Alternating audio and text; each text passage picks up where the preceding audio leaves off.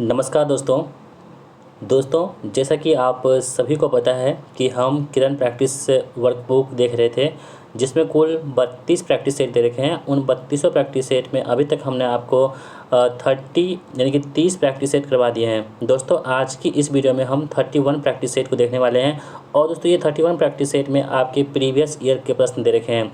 दोस्तों ये प्रश्न जो हैं आपके 2018 और 19 में जो प्रश्न पूछे गए थे, उन सभी प्रश्नों को हम आज की इस प्रैक्टिस सेट के माध्यम से कवर करेंगे। तो दोस्तों प्रीवियस ईयर के प्रश्न जो होते हैं आपके एग्जाम के लिए बहुत इंपॉर्टेंट होते हैं, क्योंकि आपको पता चल पाता है कि प्रीवियस ईयर में कैसे प्रश्न पूछे गए थे और कैसे प्रश्न आगे पूछे जाने की संभावना हो सकती है।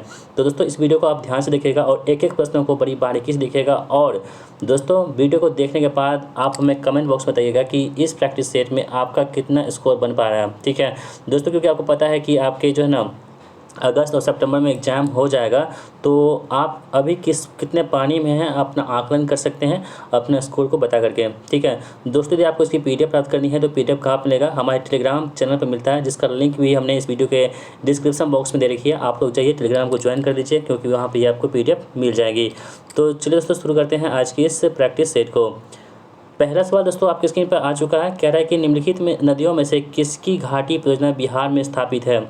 देखिए दोस्तों, कोई भी जो परियोजना होती है ना, वो किसी न किसी नदी पर बनाई जाती है। ठीक है, तो यहाँ पे दोस्तों आपको बता दें, जो रिहंद परियोजना है, काकरापारा है, माही है और पोंग बांध है। दोस्तों हम आपको बता दें सभी जो परियोजना है वो किस किस नदी पर है। सबसे पहले हम बात करते हैं रिहंद की। तो दोस्तों रिहंद परियोजना जो है ना आपको रिहंद नदी पर ही देखने को मिलती है। ठीक है, किस नदी पर? तो रिहंद परियोजना आपको रिहंद नदी पर ही देखने को मिलती है। और दोस्तों ये उत्तर प्रदेश में ठीक है, उत्तर प्रदेश हो गया, मध्य प्रदेश हो गया, झारखंड हो गया और छत्तीसगढ़ हो गया। तो इन सभी जगह पर जो आपको रिहंद परियोजना हमें देखने को मिल जाती है। दोस्तों हम बात करते हैं किसका? काकरापारा का। दोस्तों काकरापारा जो है ना आपके कहाँ पे स्थित है? तो ये ताप्ती नदी पर स्थित है। कहाँ पे? ताप्ती नदी पर स्थित है काकरापारा। और ये कहाँ पे है? तो गुजरात राज्य में हमें देखने को मिल जाती है। ठीक है, नेक्स्ट दोस्तों हमारा है कि माही नदी। दोस्तों माही जो है ना, माही परियोजना, ये माही नदी पर ही बनाई गई है। ठीक है, और दोस्तों ये कहाँ पे है? तो राजस्थान और मध्य प्रदेश में हमें देखने को मिल जाती है। कौन सी? माही परियोजना। ठीक है, राजस्थान और मध्य प्रदेश में। नेक्स्ट दोस्तों हम बात करते हैं पोंग बांध की। दोस्तों पोंग बांध जो है ना, ये आपको ब्यास नदी बनाया गया है। कहाँ पे? तो ब्यास नदी पर पोंग बांध को बनाया गया है और ये हिमाचल प्रदेश और पंजाब में हमें देखने को मिल जाती है। तो दोस्तों अभी तक हमने आपको चारों ऑप्शन को डिस्कस कर दिया, कहीं भी हमने बिहार की चर्चा इसमें नहीं की है। यानी दोस्तों ये जो प्रश्न है ना, इससे बिहार की कोई भी नदी घाटी इसमें नहीं जुड़ी हुई है।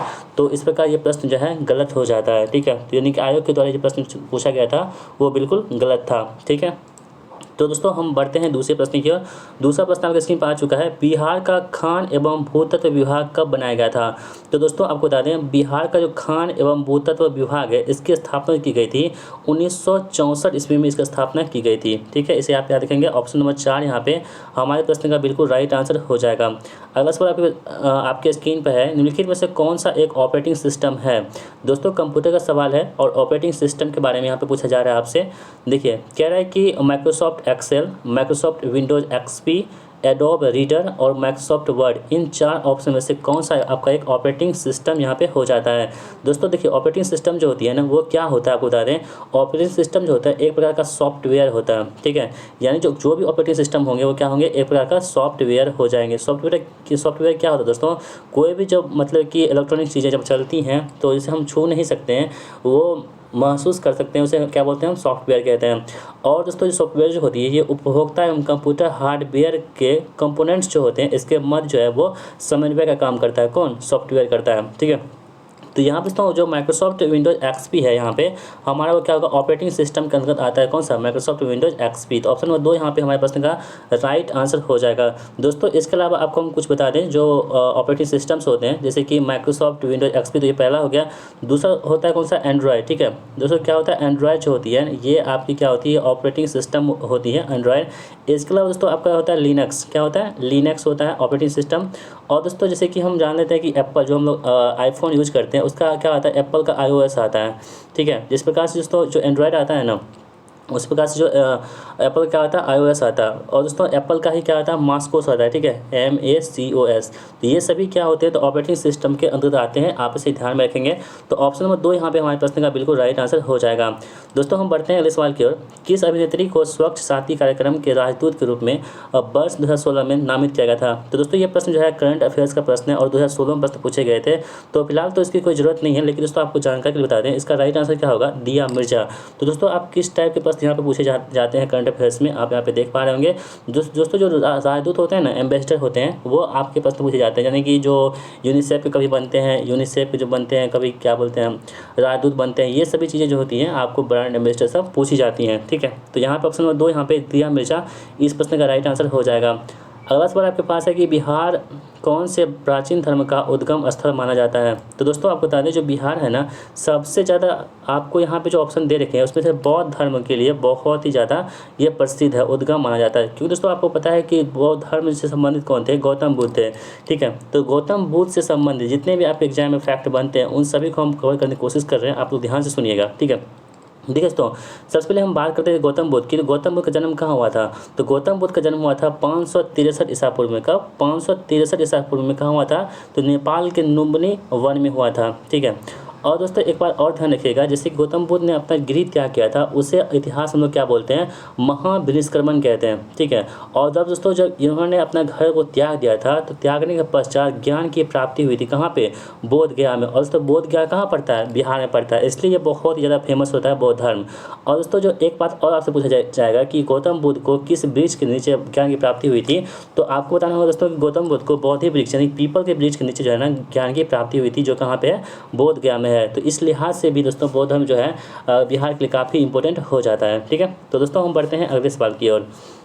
निम्नलिखित में से कौन सा जल का शुद्ध रूप होता है? तो दोस्तों बहुत आसान प्रश्न है। जल का शुद्ध रूप जो होता है वो क्या होता है? आपका वर्षा का जल होता है। क्या होता है? वर्षा का जल जो दोस्तों होता है रेन वाटर, वो क्या होती है? जल का सबसे शुद्धतम रूप होता है। अगला सवाल आपके पास है कि बिहार में पैदा हुए कौन से प्रसिद्ध व्यक्ति ज्ञानपीठ पुरस्कार से विजेता है? दोस्तों सबसे पहले आपको बता दें, जो ज्ञानपीठ पुरस्कार होते हैं ना, ये किस लिए दी जाती है? तो ज्ञानपीठ पुरस्कार जो होती है दोस्तों, ये आपको साहित्य जगत का सर्वोच्च पुरस्कार होता है, ठीक है। भारत में साहित्य जगत का जो सबसे बड़ा पुरस्कार है वो कौन सा है? तो आपका ज्ञानपीठ पुरस्कार है, ठीक है। और यहाँ पे बात हम कर रहे हैं कि बिहार से संबंधित ये मतलब कि एग्जाम है, तो बिहार से संबंधित ही व्यक्ति कोई होंगे। तो दोस्तों यहाँ पे कौन है? रामधारी सिंह दिनकर।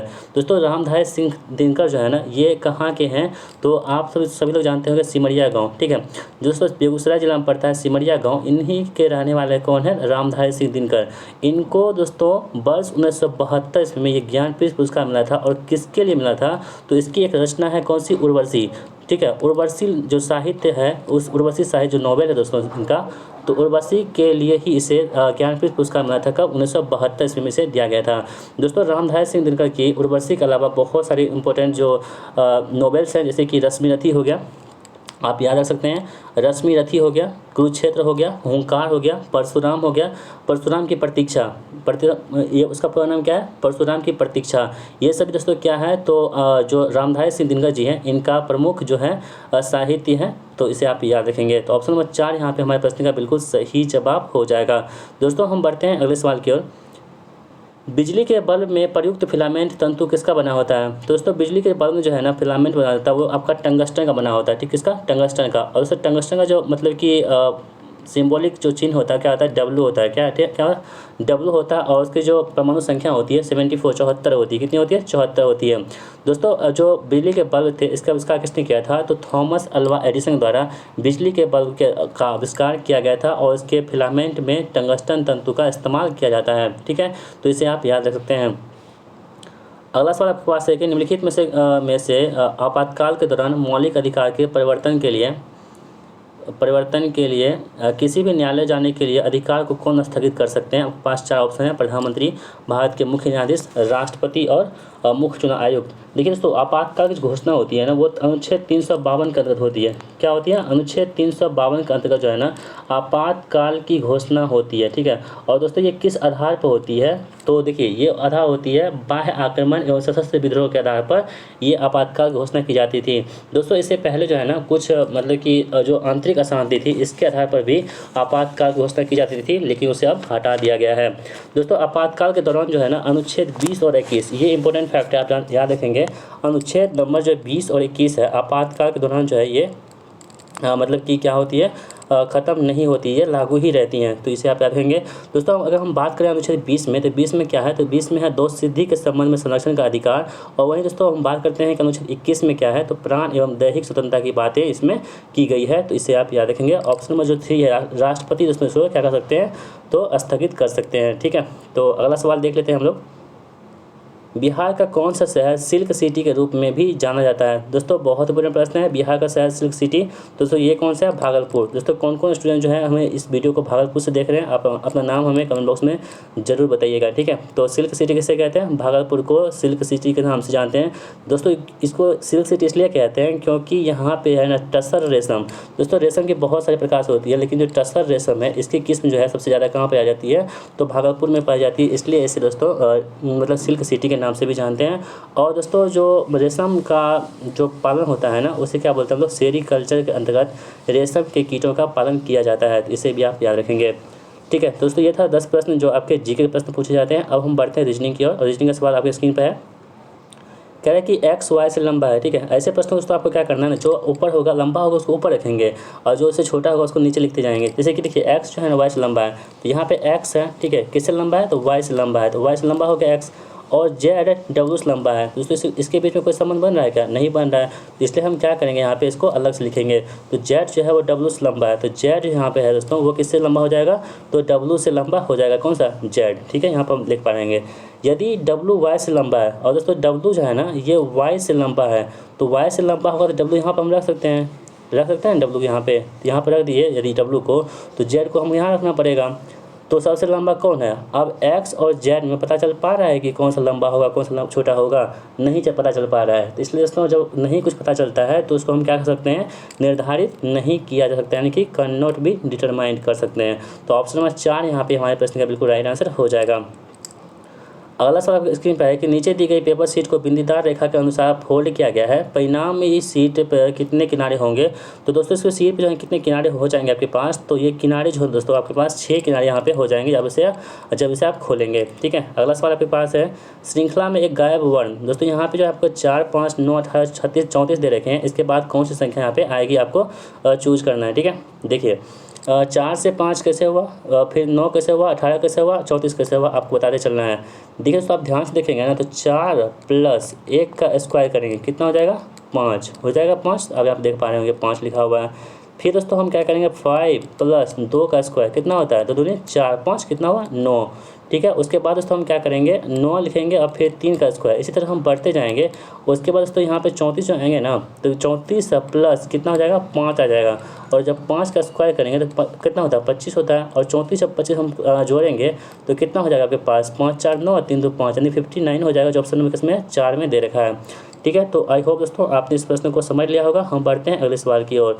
कह रहा है कि एक आदमी को चित्र को देखते हुए विनय ने कहा, उनकी माँ मेरे पिता के बेटे की पत्नी है, मेरा कोई भाई और बहन नहीं है। विनय किसके चित्र की ओर देख रहा था। ठीक है, तो देखिए दोस्तों आपको हम बता दें, ऐसे प्रश्नों को आपको ध्यान से पढ़ना होता है और उसके बाद इसको सॉल्व करना होता है।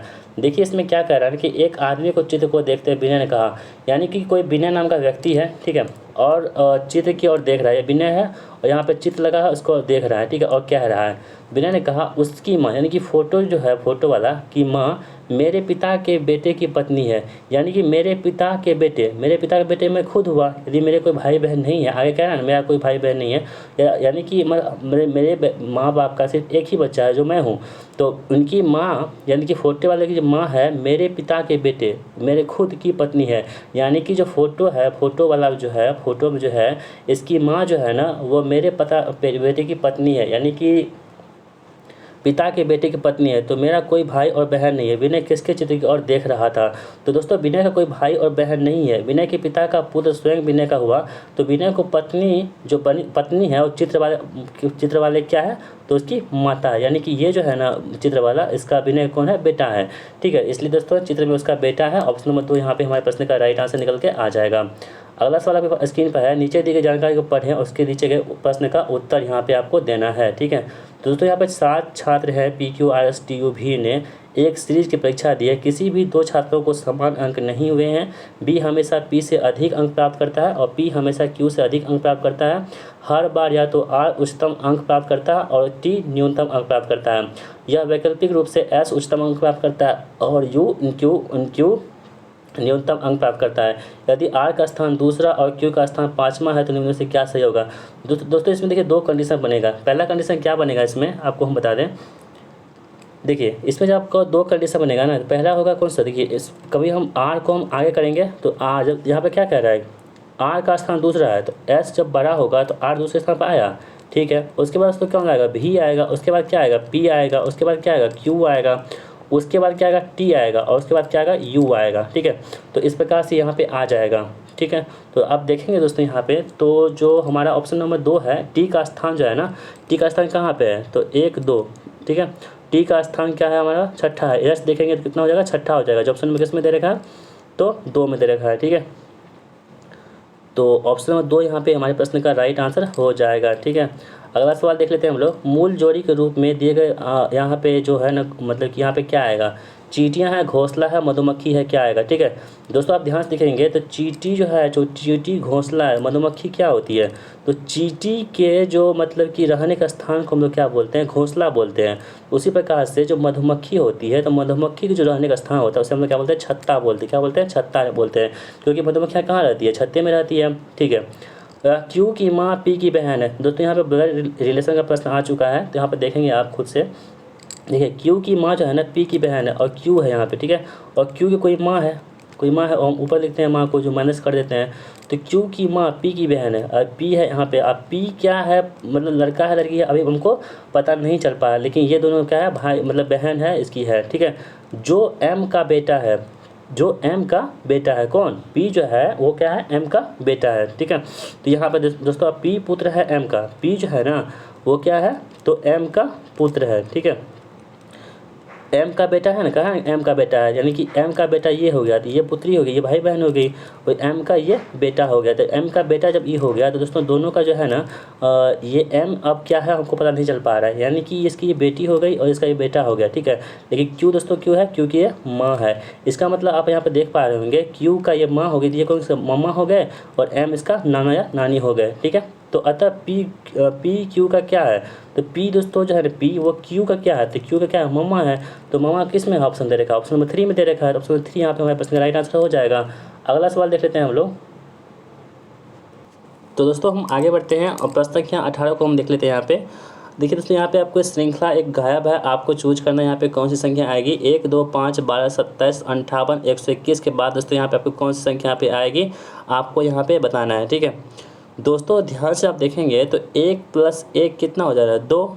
ठीक है, या आप ऐसे भी कर सकते हैं कि 1 जब हम इसमें गुना 2 करेंगे तो 2, 1 सेकेंड, 1 गुना 2 और +0 कितना हो गया? 2 हो गया। तो यहाँ पे देख पा रहे हैं 2 है ना यहाँ पे। ठीक है, उसके बाद दोस्तों यहाँ पे हम फिर से क्या करेंगे, फिर से 1 गुना 2 +0 बराबर कितना हो गया? 2। फिर ठीक है, फिर दोस्तों देखिए 2 गुना 2 +1 कितना हो गया? 5। उसी प्रकार से हम आगे बढ़ेंगे तो आगे बढ़ने के बाद क्या होगा? 5 गुना 2 प्लस कितना हो जाएगा? 2। तो 5 में 10 2 12, यानी कि आपको क्या देखने को मिल रहा है? जो संख्या है उसको 2 से गुना करके हम आगे 1 2 3 4 5 बढ़ाते हुए जा रहे हैं। तो उसी प्रकार से हम 58 पर पहुँचेंगे दोस्तों बढ़ते बढ़ते। तो 58 गुना 2 प्लस 5 करना होगा। 58 गुना 2 कितना होता है? 116। 116 में जब हम 5 जोड़ेंगे कितना? 121 हो जाएगा। आप यहाँ देख पा रहे होंगे तो 121 पर हम आ चुके हैं। अब हम क्या करेंगे? 121 गुना 2 करेंगे, आप प्लस कितना करेंगे? 6 करेंगे। तो 242 प्लस 6 कितना हो जाएगा? 248 हो जाएगा, जो ऑप्शन में किसमें है? ऑप्शन नंबर 3 में दे रखा है। तो ऑप्शन नंबर 3 हमारे प्रश्न का यहाँ पे राइट आंसर हो जाएगा। अगला सवाल देख लेते हैं हम लोग। उस शब्द का चयन कीजिए जो समूह के अन्य शब्दों से सबसे कम मिलता जुलता है। ठीक है, तो दोस्तों यहाँ पे देखिए आम है, सेब है, बैगन है और अंगूर है। तो बैगन को छोड़ के यहाँ पे सभी जो होते दोस्तों वो क्या है आपकी, तो क्या है यहाँ पे आम, सेब और अंगूर ये तीनों दोस्तों क्या है फल है, जबकि बैगन दोस्तों क्या है आपकी सब्जी के अंतर्गत आते हैं, इसलिए क्या होते हैं यहाँ पे अलग हो जाते हैं। अगला सवाल आपके स्क्रीन पर है, कह रहा है कि 3 81 से सम्मिलित है, उसी प्रकार 5 किससे सम्मिलित होगा, यानी 3 से 81 कैसे होगा, उसके बाद 5 से क्या होगा। दोस्तों 3 से 81 हुआ तो 3 का जब आप पावर 4 कीजिएगा यानी कि 3 को आप 4 बार लिखेंगे तो 81 आ जाएगा। उसी प्रकार से दोस्तों हम ये 5 को हम 4 बार लिखते हैं तो 5 गुना 5 गुना 5 गुना 5 कितना हो जाएगा, तो 25 25 25 125 625 हो जाएगा, जो ऑप्शन नंबर किस में दे रखा है 3 में दे रखा है। ठीक है, तो दोस्तों आप सभी लोग जो है ना वीडियो को लाइक कर दिया कीजिएगा और इस वीडियो को अपने दोस्तों में शेयर कीजिएगा और अपना स्कोर भी हमें बताते चलिएगा कि आपका स्कोर कितना बन पा रहा है। ठीक है, तो इससे क्या होगा आपको मतलब कि आप कितने पानी में हैं, आपका स्कोर आप कितना तैयारी हुई है आपकी, आपको इससे पता चल जाएगा। ठीक है, अगला सवाल आपके पास है कि आकाश पाताल एक करना का क्या अर्थ होता है। तो आकाश पाताल एक करना इसका अर्थ होता है कि बहुत परिश्रम करना। जो व्यक्ति बहुत परिश्रम करते हैं यानी आकाश पाताल एक कर देते हैं, दिन रात एक कर देते हैं, उसको ही क्या होती है सफलता मिलती है। तो बहुत परिश्रम करना यानी कि आकाश पाताल एक करना मतलब क्या होता है, बहुत परिश्रम करना होता है। अगला सवाल आपके स्क्रीन पर है कि सोनित शब्द का सही पर्यायवाची शब्द क्या होगा। दोस्तों सोनित शब्द जो है ना इसका जो सही पर्यायवाची होता है ये क्या होती है आपको बताना है। ये दोस्तों इसका मतलब क्या होता है रक्त होता है, जो सोनित होती है इसका मतलब क्या होता है रक्त होता है। ठीक है, इसे आप याद रखेंगे। दोस्तों मांस का जो आपको बता दें सही पर्यायवाची क्या होगा, तो आनिश होता है। क्या होता है, आनिश जो होती है वो मांस का जो है मतलब कि पर्यायवाची शब्द होते हैं। मज्जा का दोस्तों क्या होता है मेद होता है और वीर्य का दोस्तों क्या होती है तो धातु उसका पर्यायवाची शब्द होते हैं। ठीक है, ये सभी आप ध्यान रखेंगे। ऑप्शन नंबर ए यहाँ पे राइट आंसर हो जाएगा। कांता शब्द का किसका पर्याय है। दोस्तों कांता जो है ना कांता ये किसका पर्यायवाची शब्द है आपको बताना है। तो कांता दोस्तों क्या होती है ना स्त्री की क्या होती है पर्यायवाची शब्द होती है कांता। ठीक है, और दोस्तों राजा का क्या होता है नरेश होता है पर्यायवाची, क्या होता है नरेश होती है राजा का पर्यायवाची शब्द होता है। और तनय मतलब क्या होता है पुत्र होता है, इसे भी आप याद रखते हुए चलेंगे। घाव पर नमक छिड़कना का अर्थ क्या होता है। तो घाव पर जो नमक छिड़कना होता है इसका अर्थ जो होता है दोस्तों वो होती है कौन सी, और दुखी होना। यानी कि जब आप पहले से कोई व्यक्ति दुख है उस पर और आप क्या कर दिए दुखी और कर दिए, इसका मतलब घाव पे नमक को छिड़क दिए यानी कि और उसको लहरा दिए। ठीक है, तो इसे आप याद रखेंगे। ऑप्शन नंबर 2 यहाँ पे सही जवाब निकल के आ जाएगा। मित्रों का पूरा गिरोह सामने बैठा है, इस वाक्य के किस अंश में शुद्धि है, यानी कि किस वाक्य में यहाँ पे गलती है आपको ढूंढना है। तो मित्रों के जो है ना मित्रों का पूरा गिरोह में अशुद्धि है, क्योंकि यहाँ केवल गिरोह शब्द आएगा। पूरा गिरोह मतलब दोस्तों यहाँ पे नहीं आएगा, पूरा गिरोह नहीं आएगा, सिर्फ गिरोह शब्द आ जाएगा, इसका मतलब होगा पूरा। ठीक है, तो यहाँ पर पूरा नहीं होगा, इसलिए जो है पूरा गिरोह यहाँ पे सही जवाब हो जाएगा, यानी कि वाक अशुद्धि का प्रश्न आपके स्क्रीन पर था। ऑप्शन नंबर 2 यहाँ पे राइट आंसर हो जाएगा। इनमें से सही वाक चुनिए। एक चाय का कप लाओ, यानी कि कौन सा वाक यहाँ पे सही दे रखा है आपको इसको चूज करना है। तो दोस्तों यहाँ पे सही जवाब क्या होगा, चाय का एक कप लाओ, जो ऑप्शन नंबर 4 में दे रखा है। ठीक है, तो आप सभी लोग अपना जो है स्कोर को काउंट करते चलिए, अंत में आपको बताना है कि आपका स्कोर कितना आ रहा है। सूत का स्त्रीलिंग दोस्तों क्या होगा। सूत मतलब दोस्तों क्या होता है बेटा होता है, और बेटा का स्त्रीलिंग क्या होता है आप सबको पता है, उसका दोस्तों क्या होता है सुता होता है। सुता मतलब क्या होता है बेटी होती है। ठीक है, ऑप्शन नंबर 2 यहाँ पे सही जवाब हमारा निकल के आ जाएगा। ठीक है, अगला क्वेश्चन देख लेते हैं हम लोग। कृपा का विलोम रूप क्या होता है। दोस्तों कृपा हम किसी पे करते हैं दया करते हैं तो कृपा का जो विलोम होता है दोस्तों वो कहता है कोप होता है, यानी कि उसको प्रकोप करते हैं, कोप करते हैं, डराते धमकाते हैं। और कृपा मतलब क्या होता है उसका हम सहायता करते हैं या मेहरबानी करते हैं। ऑप्शन नंबर 3 यहाँ पे सही जवाब निकल के आ जाएगा। अगला सवाल देख लेते हैं दोस्तों, क्या है कि निम्नलिखित में से उद्गत का विलोम शब्द क्या है। तो उद्गत जो है ना इसका विलोम शब्द क्या होता है उद्गत का, तो ये होता है आपका विनीत। क्या होता है विनीत होता है। उद्गत का विलोम क्या होता है विनीत होता है। उसने कहा कल मत आना कैसा वाक्य है। तो उसने कहा कि कल मत आना, इसमें कैसा वाक्य है, सरल है, मिश्र है, संयुक्त है, विशेषण है। तो दोस्तों इसमें जो है ना आपकी कौन सी वाक्य हो जाएगी, तो ये आपकी मिश्र वाक्य हो जाएगी। कौन सी होगी, मिश्र वाक्य हो जाएंगी। अगला सवाल आपके पास है कि माइक्रोसॉफ्ट वर्ड 97 से 2003 डॉक्यूमेंट के लिए फ़ाइल एक्सटेंशन क्या होती है। तो दोस्तों फाइल एक्सटेंशन जो होती है डॉक्यूमेंट के लिए वो क्या होती है .doc जो होती है। ये सभी आपके डॉक्यूमेंट के लिए फ़ाइल एक्सटेंशन होती है। ऑप्शन नंबर 3 यहाँ पे हमारे प्रश्न का राइट आंसर हो जाएगा। निम्न में से कौन MS वर्ड 2013 में रिबन के शीर्ष में दिखाई देता है और जिनमें संबंधित आदेशों को समूह होते हैं। तो दोस्तों वो कौन सी होती है, तो दोस्तों यहाँ पे हो जाएगा आपका टैब होता है, कौन सी, तो टैब जो होती है रिबन में दिखाई देती है। माइक्रोसॉफ्ट द्वारा विकसित एक इलेक्ट्रॉनिक वर्कशीट जिसका इस्तेमाल आंकड़ा व्यवस्थापन, भंडारण और प्रकलन के लिए किया जाता है, उसे क्या कहते हैं? दोस्तों उसे हम लोग क्या बोलते हैं? आपके पास 4 ऑप्शन दे रखे हैं, आप देख लीजिए। तो दोस्तों उसे हम लोग बोलते हैं माइक्रोसॉफ्ट एक्सेल बोलते हैं, ठीक है। अब माइक्रोसॉफ्ट एक्सेल जो है यहाँ पे सही जवाब निकल के आ जाएगा। एक कंप्यूटर प्रणाली का सबसे आम इनपुट डिवाइस कौन सी होती है? तो सबसे आम जो इनपुट डिवाइस होती है, यानी कि सस्ता, मतलब कि आम मतलब क्या, सबसे जो क्या बोल सकते हैं उसको, आम इनपुट डिवाइस जो होती है दोस्तों वो कौन सी होती है? कीबोर्ड होती है, ठीक है। ऑप्शन नंबर ए यहाँ पे सही जवाब हो जाएगा। वह कौन सा सॉफ्टवेयर है जो आपको आपके कंप्यूटर पर वेब पृष्ठों को देखने से, इंटरनेट को एक्सेस करने और नेविगेट करने के लिए सक्षम बनाता है? दोस्तों वो कौन सी होती है? ब्राउज़र होती है। कौन सी होती है? ब्राउज़र। ऑप्शन नंबर 3 यहाँ पे राइट आंसर हो जाएगा। MS वर्ड डॉक्यूमेंट का वो कौन सा भाग है जिसमें पृष्ठ संख्या और पृष्ठों की कुल संख्या, डॉक्यूमेंट शीर्षक, कंपनी, प्रतीक चिन्ह, कोई भी फोटो इत्यादि जैसी विशेष जानकारी होती है और जो वर्ड डॉक्यूमेंट के हर एक पृष्ठ में दिखाई देती है, उसे हम लोग क्या बोलते हैं? तो दोस्तों उसे हम लोग बोलते हैं क्या, हेडर और फुटर के नाम से हम लोग जानते हैं। अगला सवाल आपके पास है कि आप श्री वाई को मेल भेज रहे हैं तो आपका ईमेल पता कौन से क्षेत्र में होना चाहिए? तो दोस्तों ये पता होना चाहिए आपको दोस्तों, फॉर्म में होना चाहिए, ठीक है। दोस्तों ईमेल जो हम लिखते हैं, भेजते हैं किसी चीज़ को, बहुत टू होता है, CC होता है, BCC होता है, फ्रॉम होता है। तो किसी को हम भेजते हैं ना तो फ्रॉम करते हैं, ठीक है। यह मशीन प्रसंस्करण के अंतिम उत्पाद को मनुष्य द्वारा प्रयोग करने योग्य रूप से प्रस्तुत कर सकता है। तो कौन सा प्रस्तुत कर सकता है दोस्तों? तो वो कर सकता है यहाँ पे आउटपुट डिवाइस कर सकता है। अगला क्वेश्चन है कि छवियों को कैप्चर करने के लिए किसका इस्तेमाल करते हैं? तो छवियों को कैप्चर करने के लिए हम लोग इस्तेमाल करते हैं, किसका इस्तेमाल करते हैं? माउस की डिजिटल कैमरा का इस्तेमाल करते हैं। किसका? डिजिटल कैमरा, यानी फोटो खींचने के लिए किसका इस्तेमाल करते हैं हम लोग? डिजिटल कैमरा का इस्तेमाल करते हैं ना, तो वही यहाँ पर आंसर हो जाएगा। आपके नेटवर्क के भीतर एक कंप्यूटर है जो आपके वर्चुअल पोस्ट ऑफिस के रूप में काम करता है, उसे क्या कहते हैं? तो दोस्तों उसे हम लोग बोलते हैं क्या, ईमेल सर्वर के नाम से जानते हैं। क्या बोलते हैं? ईमेल सर्वर कहते हैं। अगला सवाल आपकी स्क्रीन पर है कि एक प्रकाश सक्रिय सिलिकॉन नियंत्रित दृष्टिकारी SCR एक क्या है? तो SCR दोस्तों यहाँ पे क्या होता है? 4x3 जंक्शन तंत्र होते हैं SCR, ठीक है। अगला सवाल है आपके पास, आर्मेचर वाइंडिंग के निम्नलिखित प्रकार में से कौन सा आमतौर पर DC मशीनों में इस्तेमाल किया जाता है? तो दोस्तों DC जनरेटर जो होते हैं उसके संबंधित आपके पास प्रश्न है, आर्मेचर वाइंडिंग के निम्नलिखित प्रकारों में से कौन सा आमतौर पर DC मशीन में इस्तेमाल होती है दोस्तों? तो वो होती कौन सी? लेप व वेब वाइंडिंग इस्तेमाल हम लोग करते हैं, ठीक है। तो ऑप्शन नंबर ए यहाँ पे हमारे प्रश्न का राइट आंसर हो जाएगा। अगला सवाल आपकी स्क्रीन पर है कि अल्टरनेटर में आंशिक पिच वाइंडिंग का प्रयोग करने से पीछे मुख्य कारण किसे कम करते हैं? इसका मतलब कि मुख्य कारण क्या, किसको कम करना इसका मुख्य कारण होता है? तो दोस्तों इसका हम लोग EMF में हार्मोनिक कमी को कम करने के इसका इस्तेमाल हम लोग करते हैं। ऑप्शन नंबर सी यहाँ पे हमारे प्रश्न का राइट आंसर हो जाएगा। एक यूनिवर्सल मोटर में क्या होता है? दोस्तों एक यूनिवर्सल मोटर जो होती है, साप्ताहिक जो मोटर होती है, उसमें क्या होती है? तो एक यूनिवर्सल मोटर जो होती है वो AC व DC दोनों पर क्या होती है? प्रचालित किया जा सकता है, इसलिए हम इसे बोलते हैं साप्ताहिक बोलते हैं, यानी कि यूनिवर्सल बोलते हैं।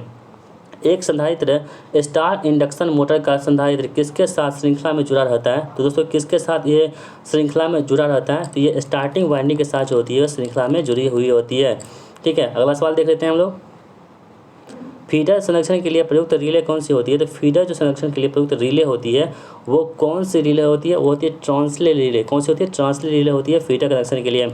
अगला सवाल आपकी स्क्रीन पर है, सिलिकॉन नियंत्रित स्विच में गेट की संख्या कितनी होती है? तो सिलिकॉन नियंत्रित स्विच में जो गेट की संख्या होती है दोस्तों वो कितनी होती है? 1 होती है। कितनी होती है? 1 होती है। निम्न में से कौन सा अपरंपरागत ऊर्जा स्रोत है? दोस्तों कौन सी जो है अपरंपरागत यहाँ पर ऊर्जा स्रोत हो जाएंगी? तो ज्वारीय तरंग जो है ना वो क्या है? अपरंपरागत जो है ऊर्जा स्रोत यहाँ पे ऑप्शन नंबर 2 हाँ हमारे प्रश्न का यहाँ पे राइट आंसर हो जाएगा। दोस्तों यदि आपको हमारी वीडियो पसंद आ रही है तो वीडियो को जरूर लाइक कर दिया कीजिएगा और इस वीडियो को अपने दोस्तों में शेयर जरूर कर दीजिएगा। निम्न में से किस मोटर का प्रयोग घरेलू मिक्सर में किया जाता है? दोस्तों बहुत ही ज़्यादा इंपॉर्टेंट प्रश्न है और कई बार आपके एग्जाम में प्रश्न पूछे जा चुके हैं। तो जो घरेलू हम लोग मिक्सर में इस्तेमाल करते हैं वो होता है यूनिवर्सल मोटर, ठीक है। अगला क्वेश्चन है आपके पास, एक फ्यूज समान रूप से एक क्या होती है? तो एक फ्यूज जो होती है वो समान रूप से धारा सीमंक यंत्र होती है, ठीक है। अगला क्वेश्चन आपके पास है, परिपथ वियोजक क्या है? तो परिपथ दोस्तों वियोजक जो होती है वो क्या होती है आपको बताना है? धारा अंतरायन यंत्र जो होती है वो परिपथ वियोजक के अंतर्गत आती है। ब्रेकिंग के दौरान ऊर्जा बचाने के लिए किसका इस्तेमाल करते हैं? तो ब्रेकिंग के दौरान ऊर्जा बचाने के लिए दोस्तों हम लोग पुनर्योजी ब्रेकिंग का प्रयोग हम लोग यहाँ पे कर देते हैं। अधिकतम संभव गति जिस पर एक प्रत्यावर्तक को 50 हर्ट्ज और 4000 वोल्ट उत्पन्न करने की प्रेरित किया जा सकता है वो कितना आरपीएम पर होती है दोस्तों, तो वो आपको बताना है। दोस्तों आप लोगों को पता है कितनी, अब आपको हम बता चुके हैं, एन एस बराबर क्या होता है 120 एफ बाई पी होता है ना, तो इसी फॉर्मूला आप बढ़ा देंगे। देखिए 120 फ्रीक्वेंसी कितनी हमारे पास है 50 है। और दोस्तों यहाँ पर आपको किसकी निकाली, पोल कितनी है यहाँ पे, तो दोस्तों पोल की संख्या कितनी आपके पास है, तो पोल की संख्या यहाँ पे आपके पास 2 है, कितनी है 2 है, ठीक है। और दोस्तों जब हम आपको निकालेंगे तो 150 कितना हो जाएगा 2, या आप इसे काटेंगे तो 60, 6 पर कितना 30, यानी कि 3000 आरपीएम यहाँ पे निकल के आ जाएगा। अगला सवाल आपकी स्क्रीन पर है कि निम्नलिखित वितरण प्रणालियों में से कौन सा केवल एक ही स्रोत से जुड़ा हुआ होता है, तो दोस्तों वो कौन सी होती है, वो होती है रेडियल जो होती है, एक ही स्रोत से क्या होती है, जुड़ी हुई होती है। अगला सवाल आपकी स्क्रीन पर है निम्नलिखित अनुप्रयोग में से किसमें स्टेपर मोटर का इस्तेमाल करते हैं, तो स्टेपर मोटर आप लोग जानते होंगे, पढ़े होंगे, तो स्टेपर मोटर का इस्तेमाल हम किसमें करते हैं आपको बताना है। यहाँ पे देखिए जूसर में, ग्राइंडर में, छवि स्कैनर में और वैक्यूम क्लीनर में। तो दोस्तों स्टेपर इसका इस्तेमाल जो करते हैं हम लोग वो इसमें करते हैं किसमें, छवि स्कैनर में इसका इस्तेमाल हम लोग कर लेते हैं। अतिभार से मोटर का संरक्षण किसके द्वारा किया जाता है, तो अतिभार से मोटर का जो ओवरलोड होती है, अतिभार होती है, उसका संरक्षण हम लोग किसके द्वारा करते हैं आपको बताना है। तो दोस्तों इसका इस्तेमाल हम लोग करते हैं रिले के द्वारा, इसका इस्तेमाल हम लोग कर सकते हैं, यानी कि संरक्षण इसको कर सकते हैं। आपको एक ईओटी क्रेन में एक हॉस्टेस ऑपरेशन के लिए एक वीवीएफ ड्राइव का चयन करने के लिए कहा जाता है। आपको किस में ऑपरेशन के लिए डिज़ाइन किया गया ड्राइव का चयन करना चाहिए, तो दोस्तों इसका सही जवाब हो जाएगा यानी कि 4 क्वाड्रेंट में, यानी कि जो 4 क्वाड्रेंट होती है इसमें करना चाहिए। अगला सवाल आपकी स्क्रीन पर है कि एक आइसोलेटर क्यों स्थापित किया जाता है, तो दोस्तों एक आइसोलेटर का इस्तेमाल हम लोग क्यों करते हैं, तो एक आइसोलेटर जो है इसका इस्तेमाल हम लोग इसलिए करते हैं क्योंकि परिपथ के एक हिस्से को दूसरे हिस्से से अलग करने के लिए हम लोग क्या करते हैं, आइसोलेटर का इस्तेमाल करते हैं। एक ऑटो ट्रांसफार्मर में क्या होता है, एक ऑटो ट्रांसफार्मर नाम से स्पष्ट है, ऑटो ट्रांसफार्मर तो में केवल एक वाइंडिंग्स होती है, क्या होती है, केवल एक वाइंडिंग होती है ऑटो ट्रांसफार्मर में। अगला सवाल क्वेश्चन है कि निम्न से कौन सा 2 संधारित्र प्रकार सिंगल फेज सीएससी या इंडक्शन मोटर का मुख्य सीमा बंधन है, तो दोस्तों इसका राइट आंसर क्या होगा, ऑप्शन नंबर 2 यानी कि उच्च लागत हो जाएगी, ठीक है। यूपीएस किसमें कभी इस्तेमाल नहीं किया जाता है, तो यूपीएस जो होती है किसमें इस्तेमाल हम लोग नहीं कर सकते हैं कभी भी, तो दोस्तों वो किसमें हम लोग नहीं कर सकते हैं, तो स्ट्रीट लाइटिंग में इसका इस्तेमाल हम लोग नहीं कर सकते हैं। प्रत्यावर्तक में डैम्पर वाइंडिंग किस लिए प्रयोग की जाती है, तो प्रत्यावर्तक में डैम्पर वाइंडिंग होती है, इसका इस्तेमाल हम लोग कर सकते हैं हंटिंग को रोकने के लिए, इसका इस्तेमाल हम लोग कर सकते हैं, ठीक है। इसको रोकने के लिए, हंटिंग को रोकने के लिए इसका इस्तेमाल की जाती है। SF6 गैस परिपथ योजक में प्रयोग किया जाता है, SF6 अंकित करता है। दोस्तों SF6 के बारे में हम कई बार आपको बता चुके हैं, ये दोस्तों आपको सल्फर हेक्साफ्लोराइड को परिपथ करता है। ऑप्शन नंबर 4 यहाँ पे राइट आंसर हो जाएगा। अगला सवाल आपके स्क्रीन पर है कि एक सिंक्रोनस मोटर में स्टेटर बैक ईएमएफ का परिमाण किस पर निर्भर करता है, तो इसका परिणाम जो है निर्भर करता है आपके स्थिर वोल्टेज पर निर्भर करता है। एक डेल्टा स्टार्टर में शुरुआत में प्रति फेज प्रयुक्त वोल्टेज कितनी होती है, तो शुरुआत में जो प्रयुक्त वोल्टेज होती है, प्रयुक्त वोल्टेज ये होती है VL√3 के बराबर होती है। थाइस्टर एक है, थाइस्टर दोस्तों क्या है आपके पास, तो धारा नियंत्रक यंत्र होती है, कौन सी, थाइस्टर जो होती है क्या होती है, धारा नियंत्रक यंत्र होती है। एक 500 kilo volt ampere 11440 volt 50 hertz single phase transformer में द्वितीय कुंडल LT लो टेंशन पर 100 टर्न्स होते हैं। प्राथमिक कुंडलन HT पर टर्न्स की संख्या की गणना कीजिए। दोस्तों इसमें आपको पता है कि ट्रांसफॉर्मेशन जो अनुपात होती है वो क्या होती है, एक होती है V2/V1 बराबर क्या होता है N2/N1 होता है ना, ठीक है। उसी बराबर क्या होता है E2/E1, ठीक है, बराबर I1/I2 बराबर क्या होता है K होता है, ठीक है। तो दोस्तों यहाँ पे V1 की वैल्यू कितनी आपके पास दे रखी है, आप देखिए 11000 वोल्ट है ना, है। V2 कितनी है, तो V2 आपको 440 वोल्ट है, ठीक है। N2 कितनी आपके पास है, N2 जो आपके पास 100 टर्न्स है यहाँ पे, है ना। आपको पूछा जाए N1 की वैल्यू निकालने के लिए, टर्न्स की संख्या है ना, प्राथमिक टर्न्स की संख्या निकालने के लिए, यानी N1 की संख्या निकालने के लिए, तो दोस्तों यहाँ पे आपका क्या निकलेगा, तो यहाँ पे आप देख लीजिए यही आपके पास ये मतलब रिलेशन बनेगा V2/V1 N2/N1। इसमें आप रखेंगे दोस्तों तो N1 सीधा आप यहाँ पर निकाल लेते हैं, तो क्या हो जाएगा V1 गुना N2 बटन क्या होगा V1 हो जाएगा। तो हम क्या कर सकते हैं 11000 गुना 100 बटा कितना 440 कर देंगे। दोस्तों इसको कट कीजिएगा आप तो 2500 टर्न्स आएगा, जो ऑप्शन में किस में दे रखा है, A में दे रखा है, ठीक है। तो आई होप दोस्तों आप इस बात को समझ गए होंगे, बहुत आसान प्रश्न था। भारत में उत्पादित वोल्टता और आवृत्ति लगभग कितनी होती है? तो भारत में उत्पादित वोल्टता और आवृत्ति जो होती है दोस्तों वो कितनी होती है? 11 किलो वोल्ट और 50 हर्ट्ज पर होती है। ठीक है। जल विद्युत संयंत्र का उपयोगी जीवन लगभग कितनी होती है? तो जल विद्युत संयंत्र जो होते हैं उसका जो उपयोगी जीवन काल होती है दोस्तों वो होती है कितनी? 150 बरस होती है। जब हम सिर्फ लाइटिंग पॉइंट जोड़ते हैं तब एक सामान्य विद्युत परिपथ में कितना अधिकतम लोड जोड़ा जा सकता है? तो दोस्तों वो कितनी होती है? 800 वाट यहाँ पे लोड हम लोग जोड़ सकते हैं। 3 फेज वाउंड घुमाव रोटर इंडक्शन प्रेरण मोटर के साथ क्या प्रदान किया जाता है? तो दोस्तों ये प्रदान की जाती है क्या? तो 3 फेज वाइंडिंग जो है यहाँ पे प्रदान की जाती है। अगला सवाल आपके पास है कि एक 250 वोल्ट लैंप का 2500 ल्यूमेन का कुल फ्लक्स है और 0.4 एम्पियर का धारा लेता है। प्रति वाट ल्यूमेन की गणना यहाँ पे आपको करना है। ठीक है। तो दोस्तों यहाँ पे कुल वाट हम निकालेंगे तो कुल वाट कितना हो जाएगा? 250 गुना 0.4 करेंगे कितना आपके पास होगा? 100 वाट हो जाएगा। तो कुल वाट कितना हो गया? 100 वाट हो गया। अब दोस्तों कुल फ्लक्स कितनी है आपके पास? 2500 फ्लक्स है कुल फ्लक्स। तो आप प्रति वाट जब ल्यूमेन निकालते हैं तो क्या करते हैं? तो 2500 बटे कितना कर देंगे? 100 कर देंगे। बहुत सिंपल है। कितना हो जाएगा? 250 हो जाएगा। 250 करना दोनों, हाँ 25 हो जाएगा। तो 25 यहाँ पर आंसर होगा जो ऑप्शन में किस में दे रखा है? ऑप्शन में 2 में दे रखा है। तो कितना आसान प्रश्न था। अगला सवाल देख लेते हैं हम लोग। निम्न में से कौन सा नवीकरणीय ऊर्जा स्रोत की खराबी है? तो दोस्तों कौन सी इसमें नवीकरणीय ऊर्जा स्रोत की खराबी हो जाएगी? तो वो हो जाएगी कौन सी? उच्चतर चालू लागत जो है ये इसकी खराबी हो जाएगी। अगला क्वेश्चन देख लेते हैं हम लोग। निम्न में से कौन सिस्टम छोटे घरेलू प्रतिस्थापन में अपनाया जाता है? तो कौन सा सिस्टम उपयोग करते हैं हम लोग? ये करते हैं सिंगल फेज 2 तार वाला इस्तेमाल करते हैं। ऑप्शन नंबर ए यहाँ पे राइट आंसर हो जाएगा। अगला सवाल देख लेते हैं हम लोग। एक सिंगल फेज इंडक्शन मोटर का स्टेटर वाइंडिंग किस उद्देश्य से 2 भागों में विभाजित करते हैं? तो किस कारण से इसको हम लोग करते हैं 2 भागों में विभाजित? तो दोस्तों इसमें करते हैं हम लोग प्रारंभ टॉर्क विकसित करने के लिए इसको हम 2 भागों में विभाजित कर देते हैं। अगला सवाल आपकी स्क्रीन पर है। सिंक्रोनस संधारित्र एक क्या होती है? तो दोस्तों सिंक्रोनस संधारित्र जो होती है एक प्रकार की क्या होती है? अति उत्तेजित और सिंक्रोनस मोटर होती है। ऑप्शन नंबर 2 यहाँ पे राइट आंसर निकल के आ जाएगा। एक पवन ऊर्जा परिवर्तक का अधिकतम संभव सैद्धांतिक दक्षता कितनी होती है? तो इसकी अधिकतम दक्षता होती है दोस्तों वो होती है 59%। कितनी होती है? 59% होती है। अगला क्वेश्चन आपकी स्क्रीन पर है। 66 किलो वोल्ट तक के वोल्टता के पारेषण के लिए केबल में कितने कोर इस्तेमाल किए जाते हैं? तो दोस्तों केबल में जो इस्तेमाल करते हैं हम लोग कोर को वो करते हैं कितने का? 3 कोर का इस्तेमाल हम लोग यहाँ पे कर लेते हैं। एक ट्रांसफार्मर में प्राथमिक और द्वितीयक के बीच प्रतिरोध कितना होना चाहिए? तो एक ट्रांसफार्मर में प्राथमिक और द्वितीयक कुंडल के बीच जो प्रतिरोध होना चाहिए दोस्तों वो होना चाहिए कितनी? अपरिमित या अनंत होनी चाहिए। ठीक है। जब फॉल्ट मौजूद होता है तब अगर किसी ने एक उपकरण यंत्र को छुआ तो एक बिजली के झटके को कम करने के लिए निम्न में से किसे जिम्मेदार माना जाएगा? तो दोस्तों किसको? रोधन को, भू संपर्कन को, फ्यूज को या एमसीबी को?